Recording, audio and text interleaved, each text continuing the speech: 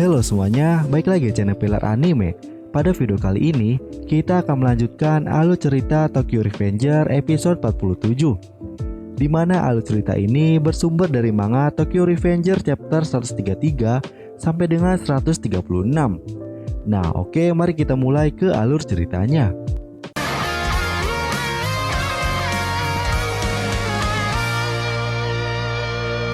Pada malam pertama, kita diperlihatkan jika Takemichi, Naoto, dan Taiju telah terkepung oleh anggota Toman yang dipimpin oleh Kokonoi dan Inui tuh guys. Mereka semua telah ditugaskan oleh Kurokawa untuk menangkap mereka bertiga. Karena jika menyelidiki Kurokawa, maka mereka semua merupakan musuh Toman. Taiju yang mendengar itu lalu berkata, "Kalian musuhku. Kalian yang selalu lengket dengan Black Dragon dan dompetnya Black Dragon.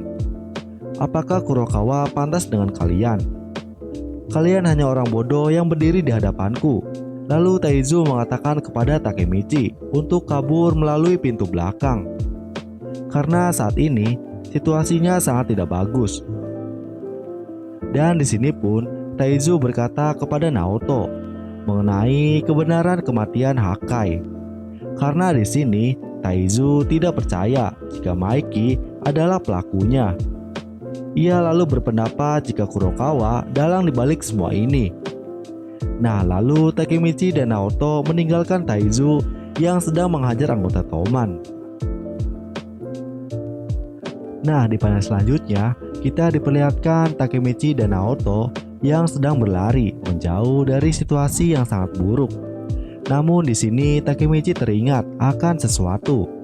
Ia teringat perkataan Taiju yang mengatakan jika Kokonoi dan Inui merupakan orang yang bersangkutan dengan Black Dragon.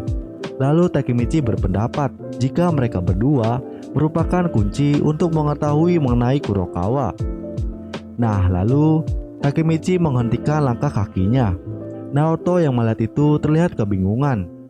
Ia pun menanyakan kepada Takemichi, "Ada apa Takemichi?" Lalu Takemichi menjelaskan jika ia harus kembali karena Kokonoi dan Inui mengetahui banyak informasi tentang insiden Kanto.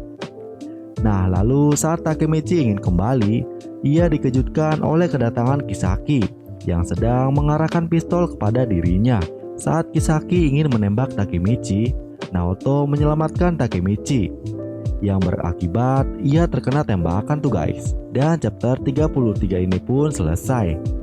Nah, oke, kita lanjut ke chapter 34. Pada panel pertama di chapter 34, kita diperlihatkan kondisi Naoto yang sedang kesakitan karena ulah tembakan pistol dari Kisaki tuh guys. Takemichi yang melihat itu terlihat sangat shock. Ia terlihat khawatir akan kondisi Naoto. Nah, di sini dalam kondisi yang memprihatinkan, Naoto menyuruh Takemichi untuk kabur.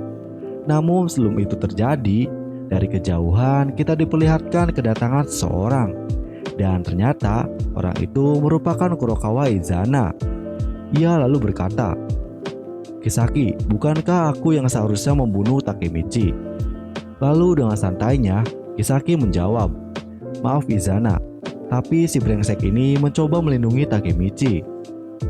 Nah, Takemichi yang melihat itu terlihat sangat terkejut. Lalu Izana berkata kepada Takemichi, "Kalian telah membunuh Maikeiku." Pendengar itu membuat Takemichi terlihat kebingungan. Nah, lalu Izana memanggil Kakucho untuk membunuh Takemichi. Lalu tanpa segan Kakucho menembak Takemichi tuh guys. Nah, lalu panel selanjutnya kita diperlihatkan dengan keadaan Takemichi dan Naoto yang semakin mengenaskan tuh guys. Mereka berdua tergeletak dan hampir kehabisan darah. Dalam keadaan kritis, Naoto terus meracau mengenai kakaknya yang bisa jatuh cinta kepada Takemichi. Lalu Naoto mengungkapkan, "Entah berapa kali kau gagal, kau selalu menemuiku. Sekarang setelah kupikir-pikir, itulah cara pahlawan bertindak. Takemichi, kau kebanggaanku." Mendengar perkataan itu membuat Takemichi menangis. Lalu Naoto bersalaman dengan Takemichi. Ia pun berkata jika ini merupakan salaman terakhir. Nah, lalu mereka pun bersalaman. Dengan membawa tekad yang kuat, Takemichi pergi ke masa lalu tuh guys. Dan chapter 34 ini pun selesai. Nah, oke, kita lanjut ke chapter 35. Pada chapter pertama di chapter 35, kita diperlihatkan jika Takemichi telah berada di masa lalu. Tepatnya ia sedang berada di tahun 2006 tuh guys. Takemichi lalu menghubungi Naoto untuk bertemu dengannya di taman. Ia yang tidak ingin melihat Naoto mati berencana untuk kembali ke masa depan. Nah, Takemichi lalu mengajak Naoto untuk bersalaman. Namun sepertinya tidak terjadi apa-apa. Takemichi tidak bisa kembali ke masa depan tuh guys. Lalu Takemichi mengingat misinya bersama Naoto. Ia pun tidak bisa menahan air matanya. Ia merasa sangat sedih dan frustasi. Naoto yang di masa lalu ini terlihat kebingungan melihat keadaan Takemichi. Namun di sini Takemichi menjawab jika semuanya baik-baik saja. Lalu Takemichi menyuruh Naoto untuk pulang. Nah, di panel berikutnya Takemichi kedatangan seseorang. Namun di sini Takemichi berpikir jika itu merupakan Naoto. Lalu tanpa sadar, Takemichi menceritakan semuanya mengenai misi pertama kali bersama Naoto. Takemichi pun menjelaskan rasa frustasinya karena di masa depan Naoto telah mati. Ia pun terus mengoceh atas kebingungannya. Bahkan karena sangat frustasi, Takemichi berpikir mungkin sebaiknya dirinya lah yang harus mati. Nah, lalu secara mengejutkan, ternyata orang yang berada di belakang Takemichi merupakan Hina. Takemichi terlihat sangat terkejut, karena itu berarti Hina mendengar semuanya. Lalu Hina bertanya kepada Takemichi, "Berapa umurmu yang sebenarnya, Takemichi?" Lalu Takemichi menjawab jika ia berumur 26 tahun. Nah, di sini Hina mengatakan jika ia tidak mendengar apapun. Lalu Hina kembali bertanya, "Apakah Takemichi di masa depan sudah melamarku?" Lalu Takemichi menjawab jika ia belum melamarnya. Namun saat itu Takemichi sudah matang untuk menikah. Mendengar perkataan itu membuat Hina terlihat sangat tenang. Dan chapter 35 ini pun selesai. Nah, oke, kita lanjut ke chapter 36. Pada panel pertama chapter 36, kita diperlihatkan Takemichi dan Hina yang masih berada di taman tuh guys. Dan saat hari sudah pagi, Hina berpamitan dengan Takemichi.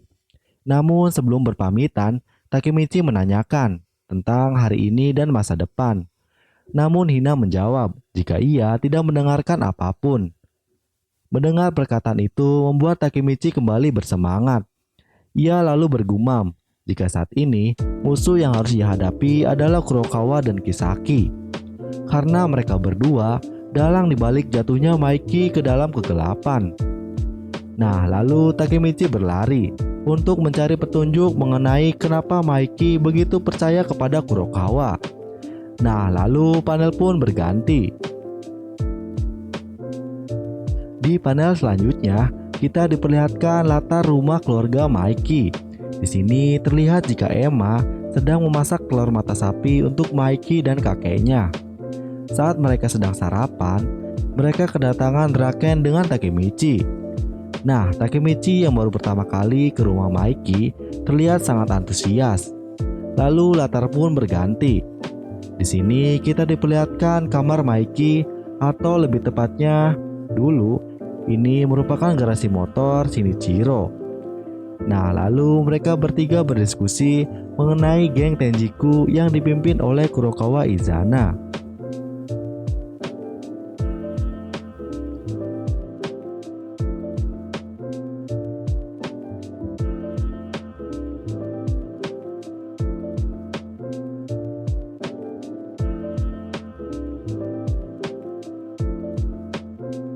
Lalu Takemichi berkata, "Siapa sebenarnya Kurokawa Izana?" Setelah mengejutkan, Emma mengatakan, "Dia adalah saudaraku." Mendengar itu, mereka semua terlihat sangat terkejut karena secara kebetulan Kurokawa Izana merupakan saudara Emma tuh guys. Dan chapter 136 ini pun selesai. Nah, jadi itu guys untuk alur cerita episode 47. Nah, oke. Jika ada salah kata-kata mohon dimaafkan. Subscribe channel Pilar Anime dan see you.